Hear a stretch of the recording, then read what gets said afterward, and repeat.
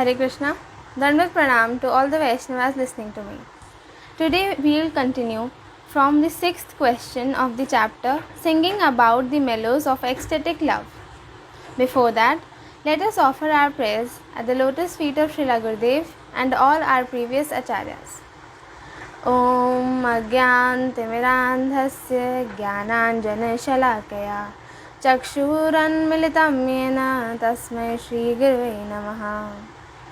हे कृष्णा करुणा सिंधु दीनबंधु जगत्पते गोपेश गोपिका कांत श्री राधा कांत नमोस्तुते तद्कांचन गौरांगी राधे वृंदावनेश्वरी वृषभानुसुते देवी प्रणमामि हरिप्रिये जय श्री कृष्ण चैतन्य प्रभु नित्यानंद श्री अद्वैत गदाधर श्रीवासादि गौर भक्तवृंदा वांछा कल्पतरुभ्यश्च कृपा सिंधुभ्यैव च पतितनाम पावनेभ्यो श्रीवैष्णवेभ्यो नमो नमः। हरे Krishna Krishna Krishna Hare Hare Hare Ram Ram Ram Hare Hare. Sixth question is, what is the value of the professional singers of Ras Kirtan? Should the Vaishnavas hear those Kirtanas? Answer is, professional singers of Ras Kirtanas are called Rasika in the name only. In fact, they are devoid of any knowledge regarding Rasa and are averse to Vaishnava conclusions. Their songs are full of different musical modes and tunes. But their Kirtana is not fit to be heard by the Vaishnavas. They add so much to the original Mahajana songs in order to please the assembled women and foolish people. Such people are full of pride because they get money and praise from foolish audience. Seventh question is, what is the strict instruction of Sri Bhaktivinoda Thakura regarding Ras Kirtan by unqualified people? Answer is, the majority of the people of this world are perverted. They love artificial fun. They fulfill their whims in the name of actual bhajana. As long as this bad practice is not checked, the gravity of conjugal rasa will not be realized. O devotees, do not hear Rasa Kirtan in the assembly of selfish singers and foolish ambitious audience. Forget about attending any assembly of Shraddha ceremony and make sure that such a system does not exist inside a Vaishnava ashrama, where all kinds of qualified persons are present. Chanting of the holy names, praying and singing only about Dasi Rasa should be done, where only unalloyed pure Rasika Vaishnavas are present. Hearing of Rasa Kirtan is allowed, and while hearing Rasa Kirtan, one should try to realize one's mode of bhajana befitting his own constitutional position. If, as a result of this, the process of professional singing itself vanishes, it will be beneficial for the Vaishnavas. It is an act of Kali to let the artificial Rasa Kirtan go on anywhere and everywhere just for the sake of money and some sense gratification. Eighth question is, what goal does the materialist attain by hearing the topics of the transcendental pastimes? Answer is, those who glorify the happiness of the gross body and are ignorant of the variegatedness of spiritual happiness should not glance over, think about or discuss the transcendental pastimes of the Lord, because by doing so they will either blaspheme such activities as obscene, thinking such descriptions of the Lord's pastime to be born of flesh and skin, or eagerly accept them in the mood of the Sahajiyas and thus fall down. With that we complete the 63rd chapter. Now we move on to 64th chapter, which is called Activities that are unfavorable to devotional service.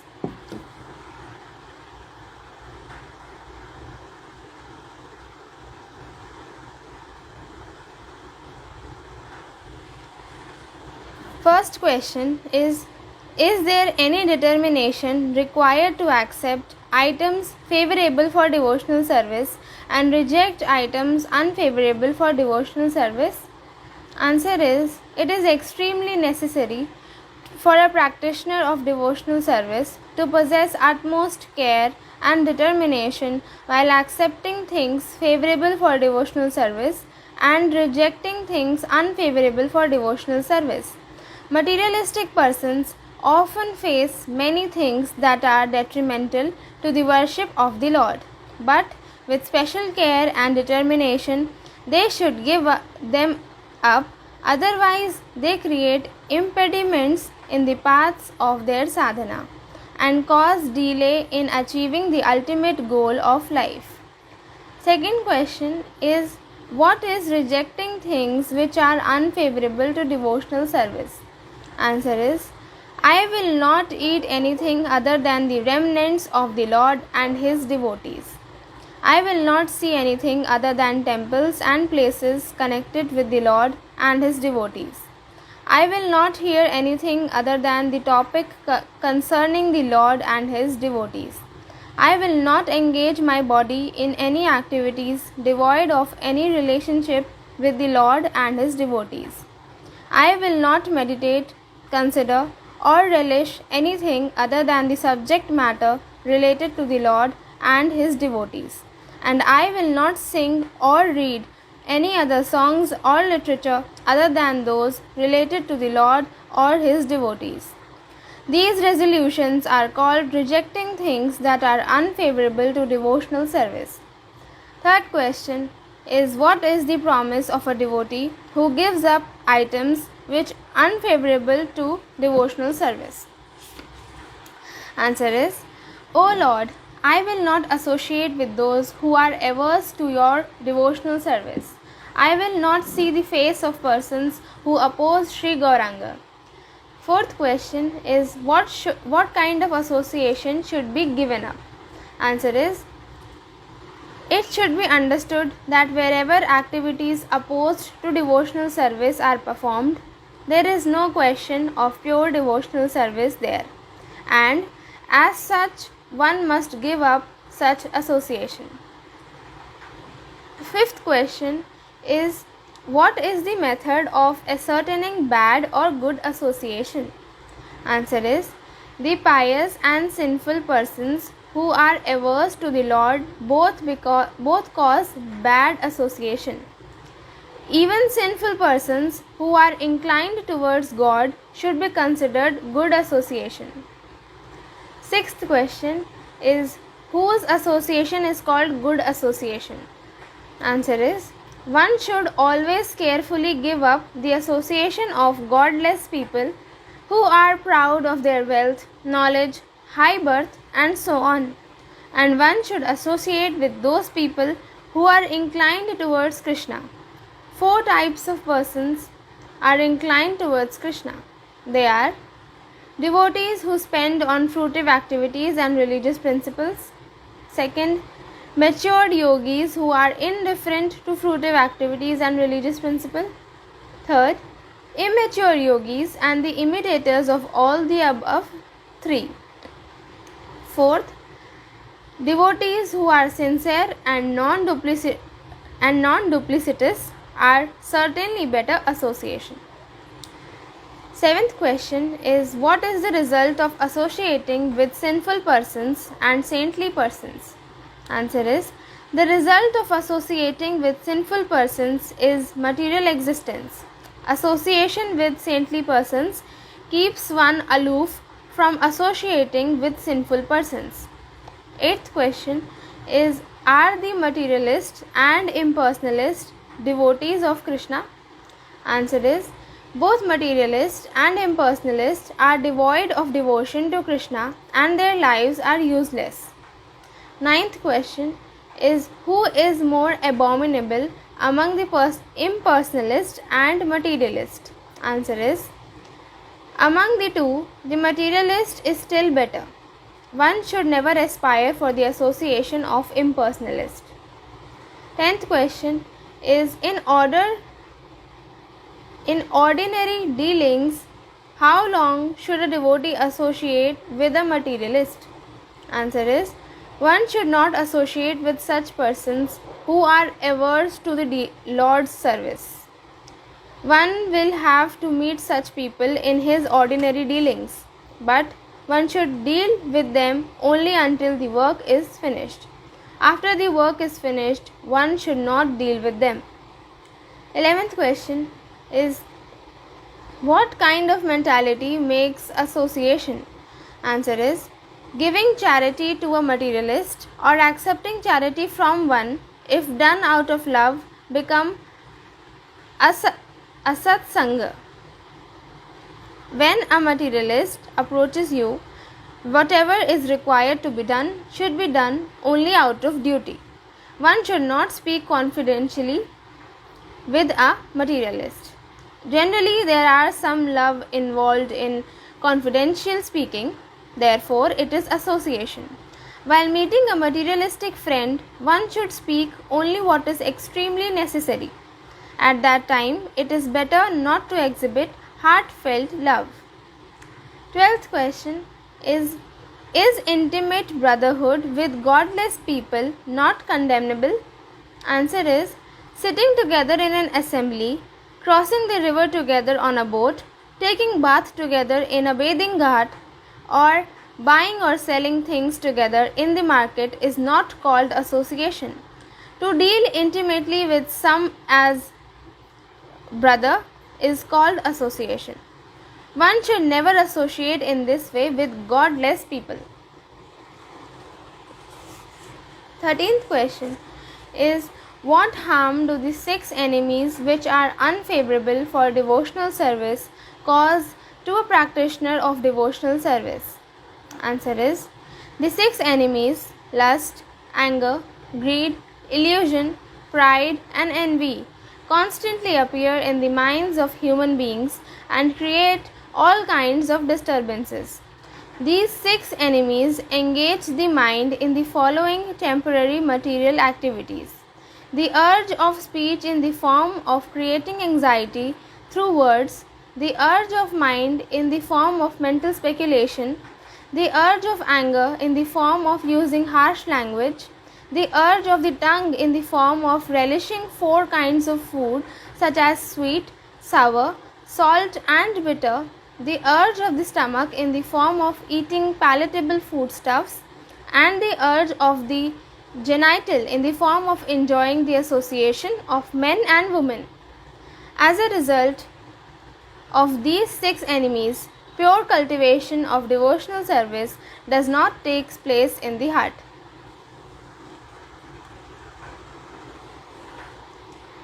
14th question, is the happiness derived from eating, sleeping, mating and defending eternal or temporary?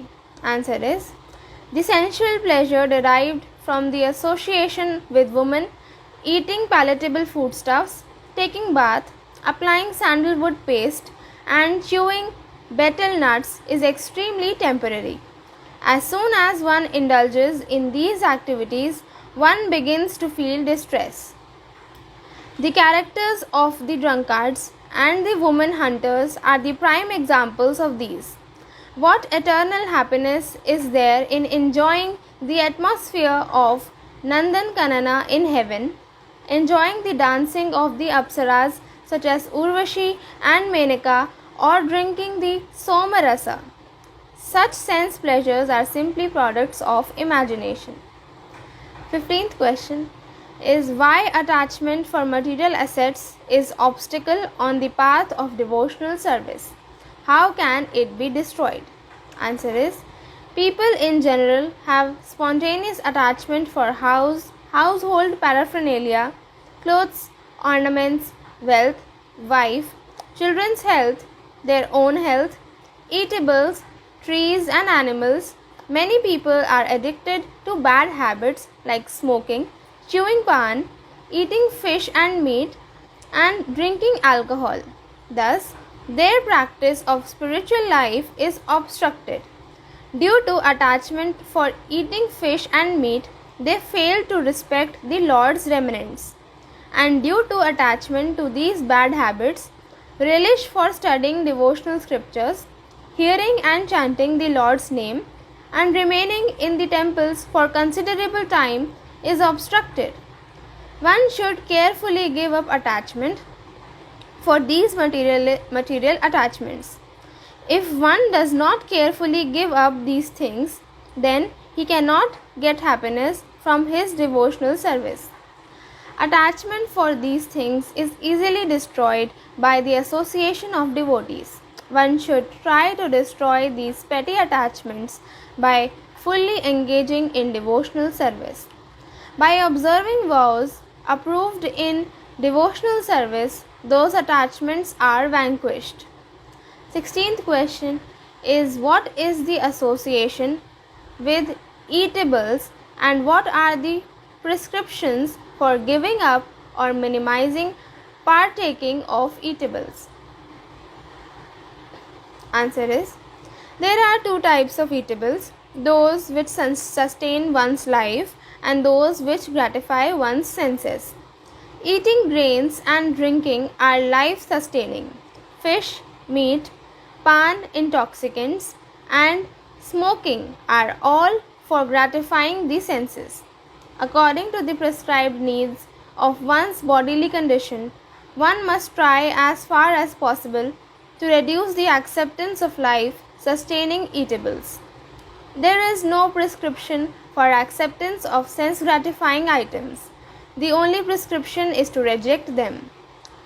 One of the limbs of a vrata is to diminish one's propensity for enjoyment. On days of vows, unless one totally gives up sense-gratifying items, it is not vow. If one thinks, today somehow or other I will renounce, but tomorrow I will enjoy profusely, then the purpose of the vow will not be successful. The reason is that vows have been prescribed to give up the association of such items by gradual practice. 17th question is, who is not fit to be seen? Whose association is desirable? Answer is, one should never see the face of a cruel person who is an offender at the feet of spiritual master. One should always associate with those who are firmly fixed at the feet of the spiritual master and the Vaishnavas. 18th question is, what is the behavior of an exalted devotee towards an offender of a Vaishnava? Answer is, the character of a Vaishnava is always pure.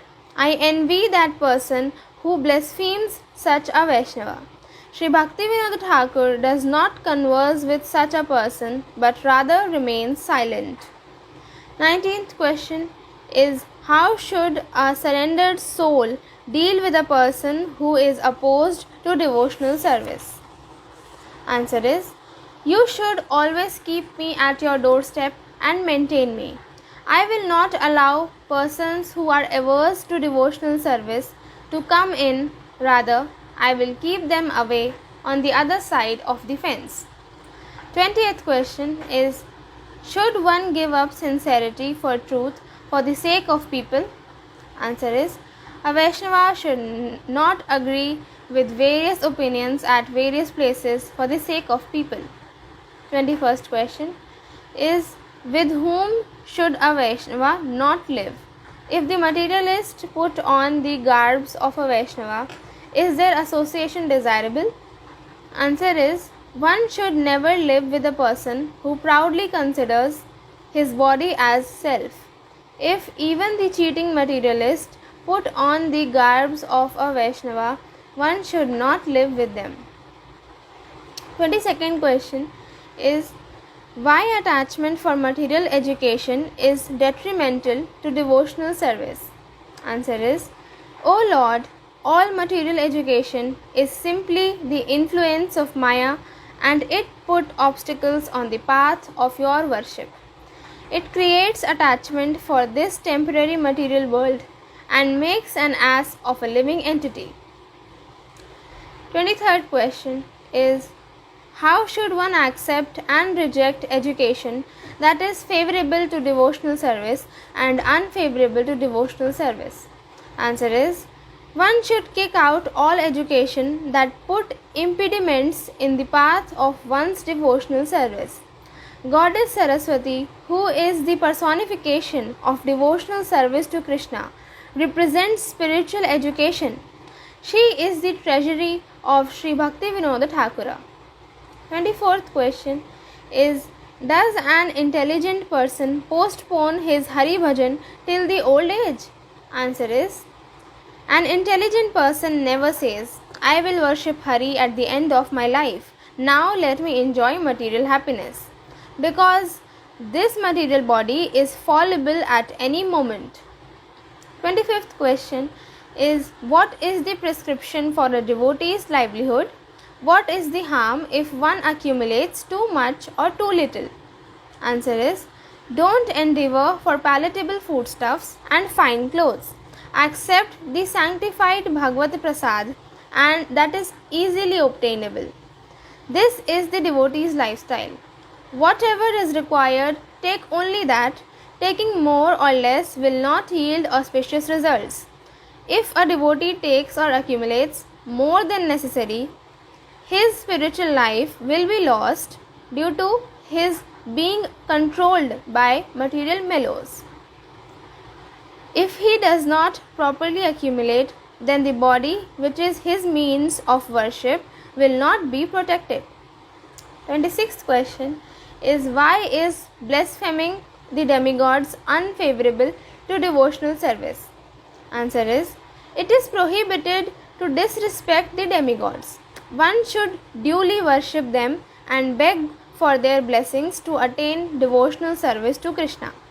One should not disrespect any living entity. One should also respect the deity forms of various gods worshipped in various countries, because by doing so, persons of the lower level can graduate to the platform of devotional service. By disrespecting such gods, one's false ego increases, one's humility diminishes, and one's heart no longer remains fit to become the abode of devotional service. 27th question is, which association of so-called Vaishnava should be given up? Answer is, the association of the following pseudo-Vaishnavas must be given up. First, those who put on the garbs of a Vaishnava out of cunningness. Second, those who identify themselves as the followers of the Vaishnava Acharyas just to make impression among the impersonalists. Third, those who identify themselves as Vaishnavas because of greed for money, fame, or any other enjoyment. 28th question is, should one associate with the Mayavadis? Answer is, one should never associate with Mayavadis, who proudly consider themselves as liberated souls.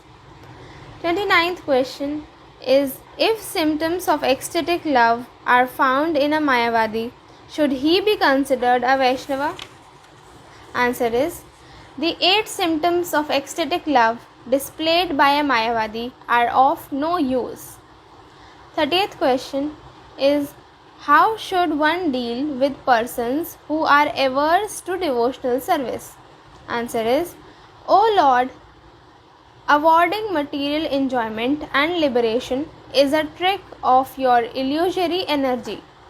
They cheat the living entities and create havoc on the path of your devotional service. However, they are good at bewildering the materialist.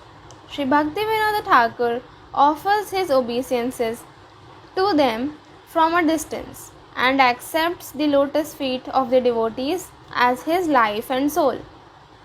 31st question is, if some activities are detrimental to devotional service and need the support of many persons, what should one do?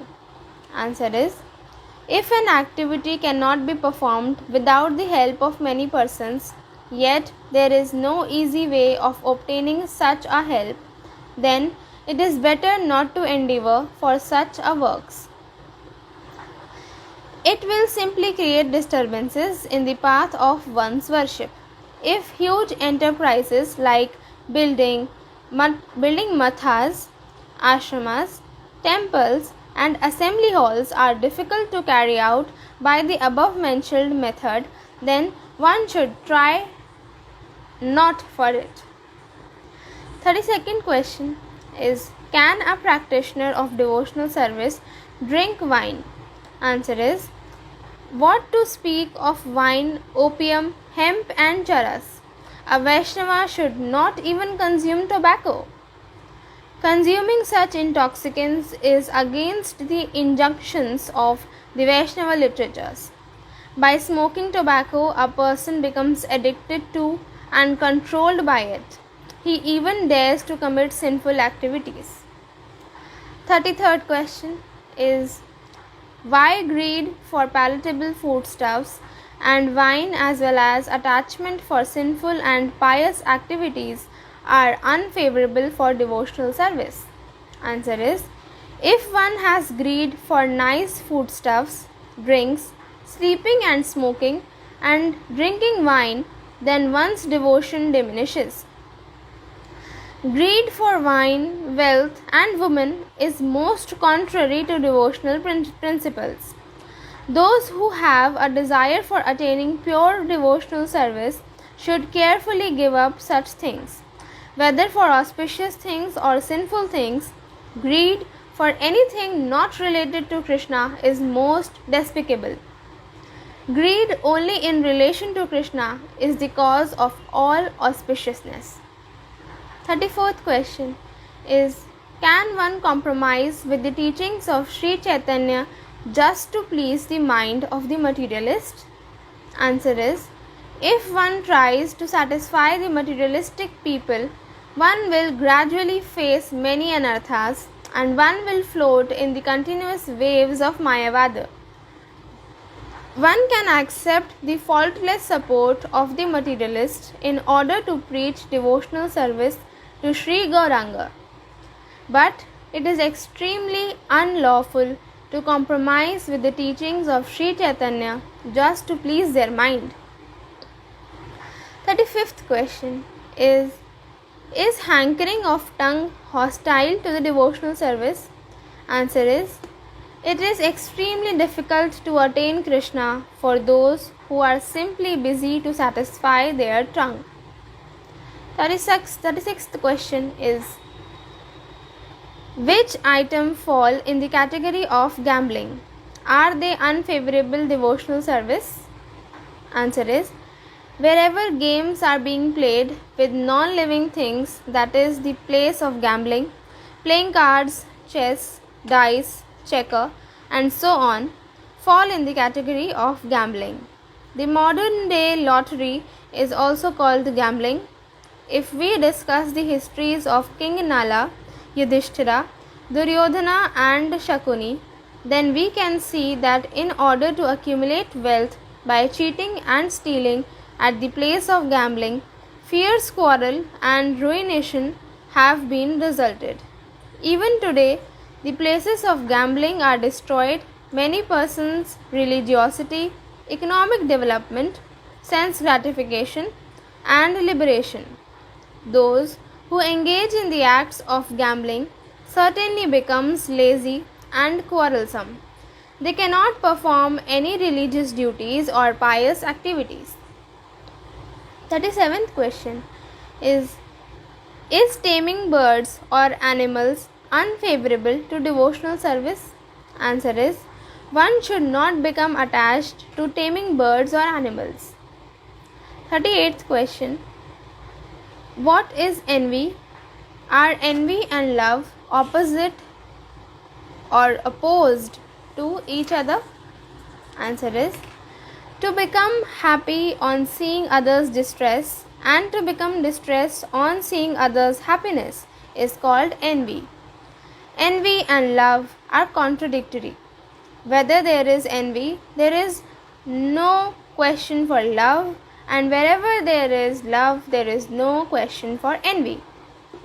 39th question is, why envy is the leader of all enemies?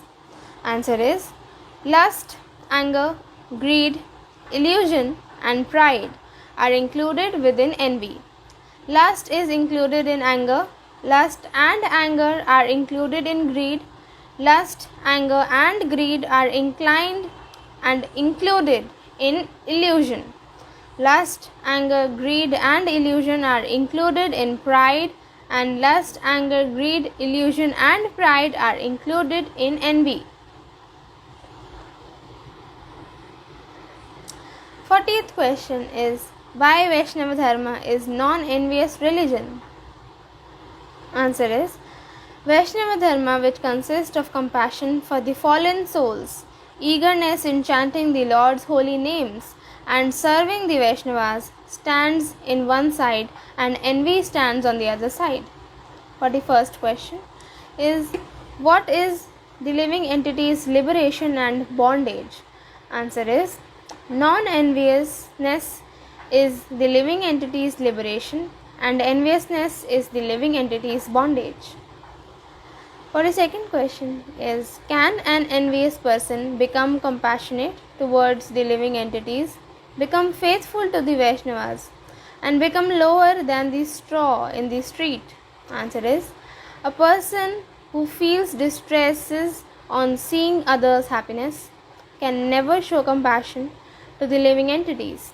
He cannot worship the Supreme Lord with a simple mind. Due to his perverted nature, he maintains hatred and enviousness towards the Vaishnavas. It is to be understood that a person who is devoid of envy has actually understood the purport of the verse beginning with Pranadapi. 43rd question. Can a cheater become a pious man? Answer is, one cannot become pious unless he gives up cheating propensity and execute religious duties. By committing sinful activities on the pretext of religion, such a person becomes a cheater. 44th question is, can a devotee of the Lord afford to spend his time desiring for material happiness? Answer is, there is no more time left to neglect the spiritual cultivation while remaining absorbed in bodily happiness and to engage in activities hostile to pure devotional service. 45th question is, what is the prayer of a pure devotee? Answer is, O Lord, I do not want any benediction in which there is no happiness of serving your lotus feet. 46th question is, are the arguments of the followers of Nyaya and Vaisesika fruitful? Answer is, all the arguments of the followers of Nyaya and Vaisesika are simply godless quarrels. They do not yield any result other than wasting the mind's strength and increasing one's restlessness. 47th question is, should a devotee display a spirit of argument while discussing the topics of the Lord? Answer is, while discussing the topics of the Lord and his devotees, the practicing devotee should always be careful to avoid useless arguments. 48th question is, why can't one understand the pastimes of Sri Chaitanya through dry argument? Answer is, the transcendental pastimes of Sri Chaitanya are like deep ocean where the process of mundane logic is troublesome, like the sheath where the banana flower covering the banana flower. Whoever wants to cross the ocean of material existence by logic and argument will simply toil in vain. He will receive nothing. 49th question is, why the mentality of finding faults in others should be given up? Answer is, fault finding arises only from imposing one's own bad habits on others. This should be given up in all respects. 50th question is, why talking about others is unfavorable for devotional service? Answer is, talking without reason about other people is extremely adverse to devotional service. Many people talk about others to establish their own reputation. Being envious, some people are accustomed to discuss others' character. The minds of those who are busy in such topics can never be fixed on the lotus feet of Krishna. Talking about others should be rejected in all aspects, but in the practice of devotional service, there are many favorable topics that are faultless, even though they are about others. 51st question. Is reading worldly newspaper unfavorable for devotional service? Answer is, in newspaper there is so much useless talk. For the practicing devotee to read newspaper is a great loss. But if there are topics about pure devotees described in the newspaper, then that can be read. 52nd question is, can a person who indulges in useless talk by others, materialistic persons, or who reads worldly novel become a follower of Sri Rupa? Answer is, after finishing their meal, mundane people normally smoke and engage in useless talk with other godless people. It is certainly difficult for them to become followers of Srila Rupa Goswami. Reading novels is the same, but if one gets a novel with a story like that of Puranjana in the Srimad Bhagavatam, then reading that is not an impediment, rather it is beneficial. 53rd question is, can a householder or a sannyasi indulge in hearing and speaking worldly topics? Answer is, worldly talk is completely rejected by renounced devotees. Householders may accept some worldly talk that is favorable to devotional service. 54th question is, what is the principal rule? Is there any harm if at the time of advancement one gives up the previous rule and adopts the next rule? Answer is, forgetting Krishna is never allowed. All other prohibitions mentioned in the Shastras have arisen from this main prohibition. Keeping this main prescription in mind while advancing, the practitioner should give up his attachment for the prescriptions of the previous levels and accept the prescriptions of the next level. Otherwise, he will be guilty of niyamagraha and weak in reaching the next level. 55th question is, should one associate with one's wife if she is unfavorable to devotional service? Answer is, if one's wife is an impediment in the discharge of devotional service, then one should carefully give up her association. We should consider the behavior of the great Vaishnavacharya, Srimad Ramanujacharya, in this connection. 56th question is it an impediment for a householder's devotional service to collect more than he requires? Answer is, if a householder collects more than his requirement, then this is an impediment in his devotional service and in his achieving the Lord's mercy. 57th question is it unfavorable for a householder's devotional service to become overwhelmed with grief? Answer is, householders lament if they lose their wife, children, etc.